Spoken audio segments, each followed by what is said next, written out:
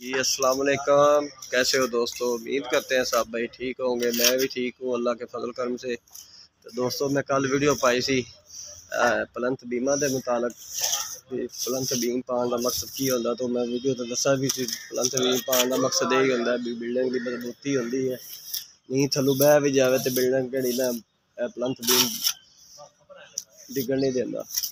तो दोस्तों पलंथ बीम साढ़े कल पाए सी, तुम दिखाने है सारे सारे पलंथ बीम पा दिते सी। मैंने लाते जितों को सरिया नज़र आ रहा, क्योंकि पट्टे की रोक लगी सी सारी। तो मैं टुच मरम्मत कर दे, मालक ने आखे भी यार इन्हें काम सही नहीं किया। बाकी तुम दोस्तों देख सकते हैं सारा काम सारा असी तसली बख्श किया है। तो अज साड़ी वीडियो सिर्फ हैगी है टैंकों के मुताबिक सैप्टर टैंक है, एक वाटर टैंक है। उन्होंने कहना अज कहना बैड की भराई करनी, भराई कर तो स्टार्टर वगैरह इन्होंने भरने ने। वेखो तैयारी हो गई साड़ी, ठीक हो गया। इस तो बाद असी सैप्टर टैंक है, सैप्टर टैंक की विकेट उन्हें तैयारी करते उनका बैड भरना, बैड भर तो फिर उन्हें स्टार्टर भरने ने। अज साड़ी वीडियो होगी सिर्फ सैप्टर टैंकों के मुतालक। तो बाकी है जो काम कर रहा सी भी तुम दिखा रहे सारा। इनका असी फर्श का बैड पाता है। तो इस तो बाद जो कुछ हो जाएगा फिर इन्हें मैं स्टार्टर भरागा। अगे चलने तुम भी दिखाने वाटर टैंक सैप्टर टैंक का अगे दिखाने। वाटर टैंक है साडा, अगला है सैप्टर टैंक, वो भी तुम दिखाने। अदील भाई मैं क्या वे थले जाल हेठना गठियां वगैरह ला दे, गठियां ला रहा क्योंकि जाल थल्लों चुका होगा तो फिर ही बजरी की मजबूती होगी। यह सैप्टर टैंक है गराज के। अदील गठियां ला रहे, इस बाद इन बज्जी पाने, बज्जी भर लाँगे बैड सारी भरते। उस बाद कि स्टार्टर भरांगे जिन्ने है। कल असी काम किया सारा, जित जित सरिया नज़र आता था मैं बंदे ने लाया, मैं कहा यार इन कड़ा फोर ही ला रहे सरिया नज़र ना आवे। तो कोशिश साड़ी दोस्तों यही होंगी भी अच्छा ही काम करिए।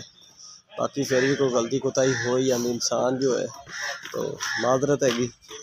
बाकी भी इंशाअल्लाह अपने वादे मुताबिक काम करते होंगे, कोई कमी पेशी नहीं होती। तो वीडियो बनाने का मकसद यही होंगे भी यार जो साड़ी वीडियो देख रहे होंगे साढ़े चैनल में फॉलो करो, तो साढ़े नाल रबता करो। तो इंशाअल्लाह काम करांगे उन्होंने मर्जी के मुताबिक। तुम देख सकते हैं 5 मरले का घर है, यह भी बैड है जी, यह भी बैड है। पिछे वाशरूम है, इतने छोटा किचन दे देंगे, टीवी लॉन्च हो गया, ड्राइंग रूम और गराज हो गया।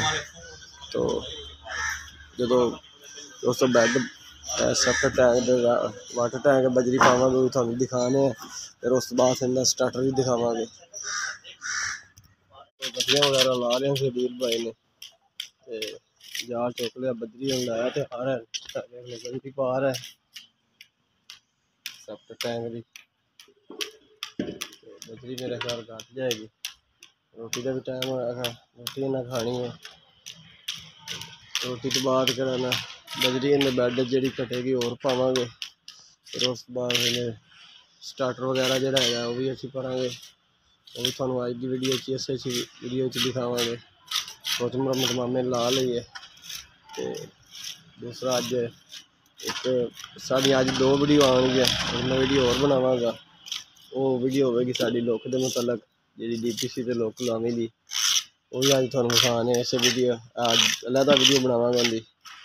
यह साड़ी है सैप्टर टैंक के मुतलक बजरी स्टार्टर वगैरह के बजरी कट रही है साड़ी, क्योंकि उन्हें रोटी का टाइम होया, रोटी इन्हें खानी है।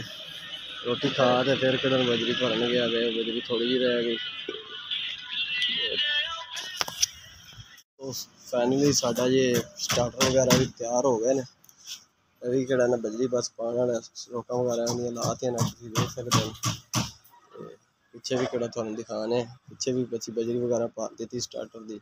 बस सिर्फ हम इट्टां की रोक लैनी लगेगी लवेगी तो स्टार्टर तैयार है। शटरिंग वाला भी भाई लगा है धड़ाधड़। DPC तो भी असं कर दिता है, पिछली वीडियो तो तुहानू दिखावांगे DPC के बारे भी मालूमात दिखाएंगे। ਤੇ ਅਸੀਂ ਕੀ ਇਹਨਾਂ 'ਚ ਮਿਕਸ ਕੀਤਾ ਹੈ ਲੋਕ ਦੇ ਵਿੱਚ। ਤੇ ਅੱਜ ਦੀ वीडियो साडी एंड करने। आपको ये वीडियो साड़ी अच्छी लगे तो मोहम्मद रऊफ चैनल को सब्सक्राइब करें, लाइक करें, दुआ में याद रखें। अल्लाह हाफ़िज़।